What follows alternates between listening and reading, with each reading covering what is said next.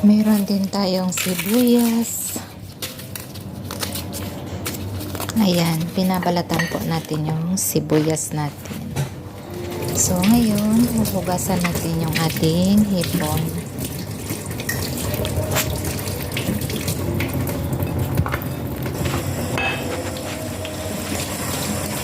Bago natin hiwain o dikdikin yung bawang at sibuyas, guys, hugasan po natin para siguradong mali.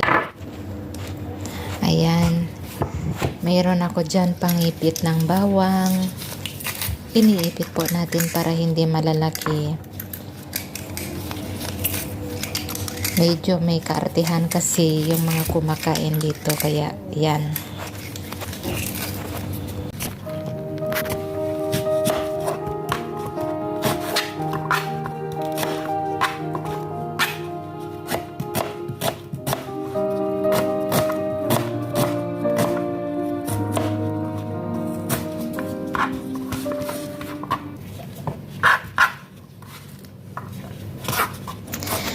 So, ayan, hinihiwa na natin yung ating sibuyas. Nakikita naman na nahugasan ng mga yan. Isa po yan sa ginagamit ko, ingredients sa pagluluto. Hindi po yan nawawala sa tuwing ako'y nagluluto. Laging may sibuyas, bawang, minsan may luya. Kasi, pangunahing dito yung sibuyas, bawang at lalo ang kamatis. So ngayon, ayan, huhugasan na natin yung ating hipon. Tanggalin natin yung balat at saka yung tiyan nito sa likod.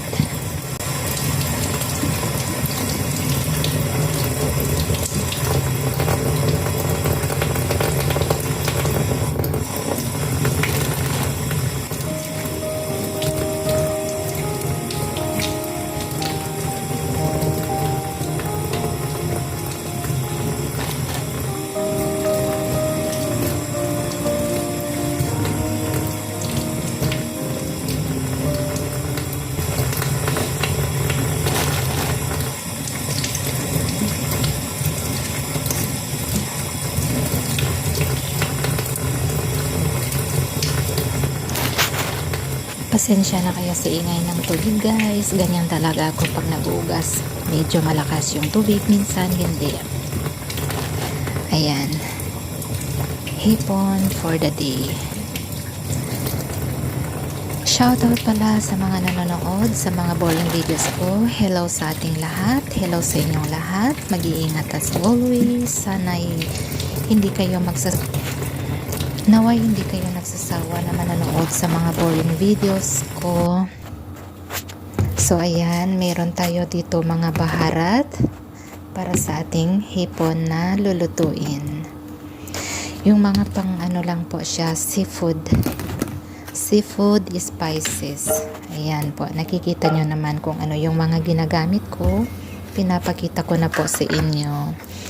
Meron tayong dill, coriander, meron din tayong yogurt, tsaka labna.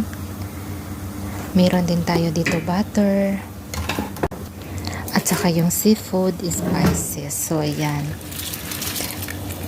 Bagong lahat, magpakulo tayo ng kanin. Hindi yan nawawala kasi hipon na may kanin yung lulutuin natin ngayon. Ayan. Yung kanin, nilagay ko na siya sa tubig na kumukulo. Tapos pinakuluan ko muna yung hipon para matanggal yung dumi nito, yung mga bula-bula kasi madumi yan. O di kaya yung lansa. Linagyan ko din yan ng asin tsaka turmeric powder para mawala ang amoy.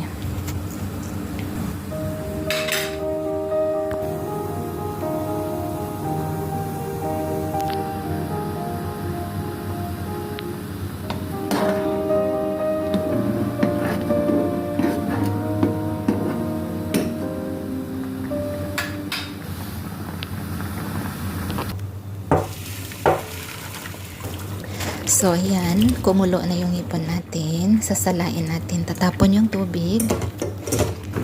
Tapos, yun, matatapos na rin yung ating kanin. Half cook lang po yan, guys. Hindi po siya luto na luto para hindi madudurog yung kanin. Ayan, okay na po siya.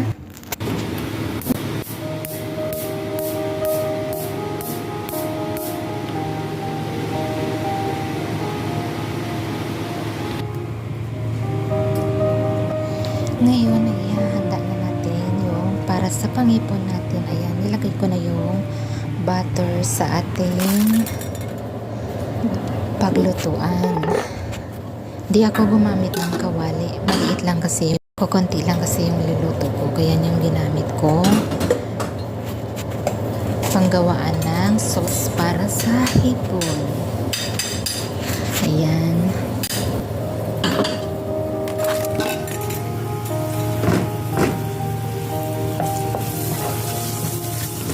Ayan, uminit na po yung butter natin. Ilalagay na natin yung bawang tsaka sibuyas. Halo-haloin lang po natin hanggang sa ito'y magiging gold color. Ganyan lang po yung pagluluto ko. Halo-haloin lang sa ano lang po na apoy yan ha, yung hindi ganong malakas.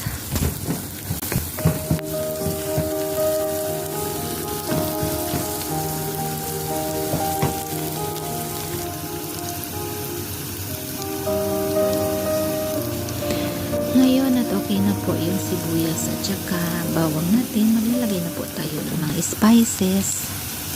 Ayan, pinakita ko na po sa inyo kanina, diba, yung mga seafood spices.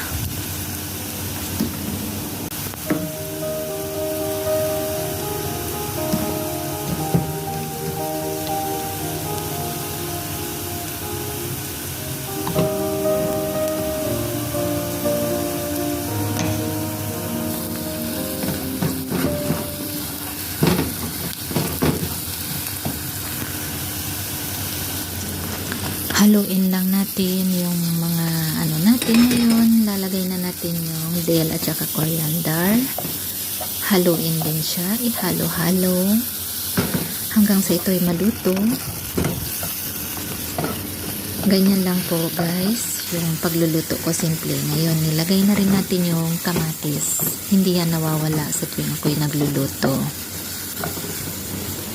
Ayan, simple lang po.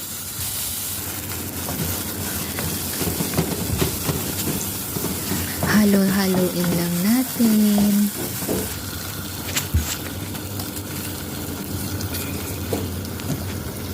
Ayan, naglagay din tayo ng isang yan Maggi.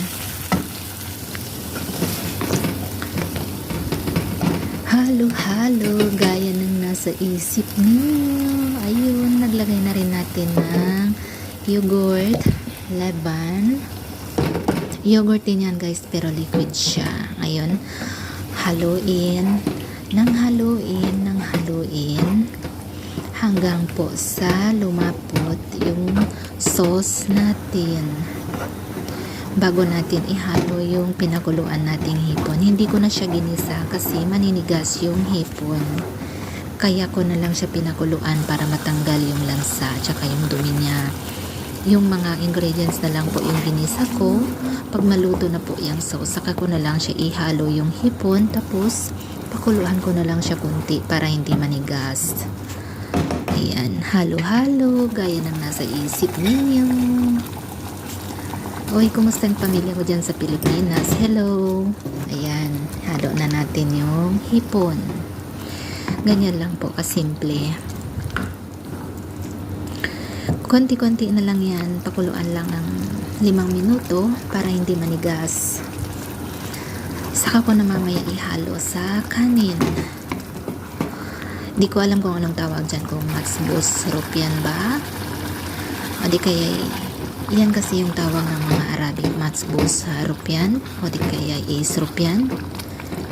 Basta, hipon na may kanin. Ayan guys, ayan na yung kanin natin, naka-ready na. Ngayon, ilagay natin sa gitna yung hipon natin.